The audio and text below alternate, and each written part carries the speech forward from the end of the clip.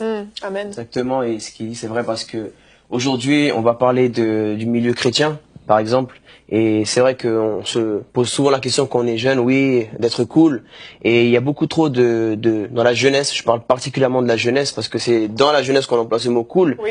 et on est cool avec le péché, on te propose un peu de drogue au collège, au lycée, et on te propose à boire, on t'invite à une soirée, ou de sortir avec un garçon, avec une fille, et on se dit, mais si tu fais pas, t'es pas un gars cool, t'es pas une fille cool, et juste pour paraître cool aux yeux des autres, eh ben, on est cool avec le péché, alors que le diable n'est pas cool avec nous, vraiment. Et par contre, Dieu, qui nous aime, lui, a vraiment été cool avec nous.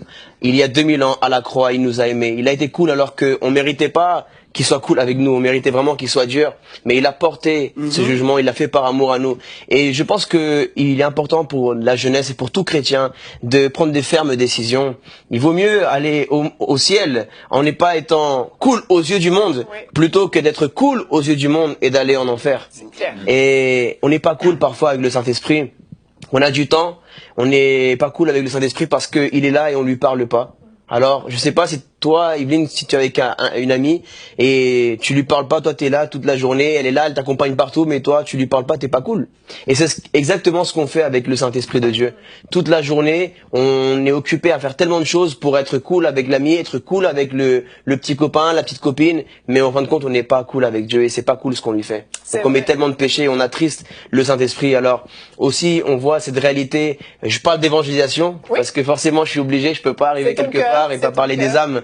Aujourd'hui, il y a beaucoup d'entre nous, des chrétiens dans les églises, que on est en train de vouloir être cool, avoir une vie chrétienne cool, et en fait, on devient light. Oui. Voilà, on fait rien pour Dieu, on a une vie normale. Et combien d'âmes on gagne par jour? Qu'est-ce qu'on fait pour le Seigneur?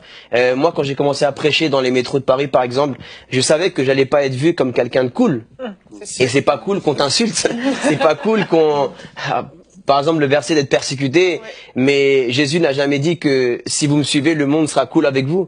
Au contraire, il a dit la réalité, vous serez persécutés. En mon nom, on vous insultera, vous serez emmenés aux tribunaux.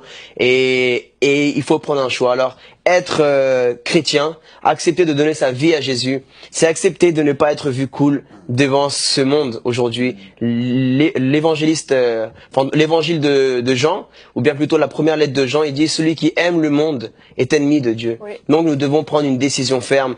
Trop de péchés sont commis, trop d'erreurs dans nos églises, trop d'erreurs dans les foyers, parce qu'un homme a été cool, a bu un verre d'alcool et il est parti tromper sa femme. Une maman a été cool, elle a accepté une invitation d'un homme, elle a voulu être cool et elle a fini par tromper son mari. Des jeunes qui sont cool et commettent des erreurs. On voit tellement de choses dans les foyers. Alors, soyons pas non plus des religieux, on rigole, voilà, mais on va pas définir le niveau d'être cool aux yeux du monde. C'est pas le monde qui va définir comment on doit être cool.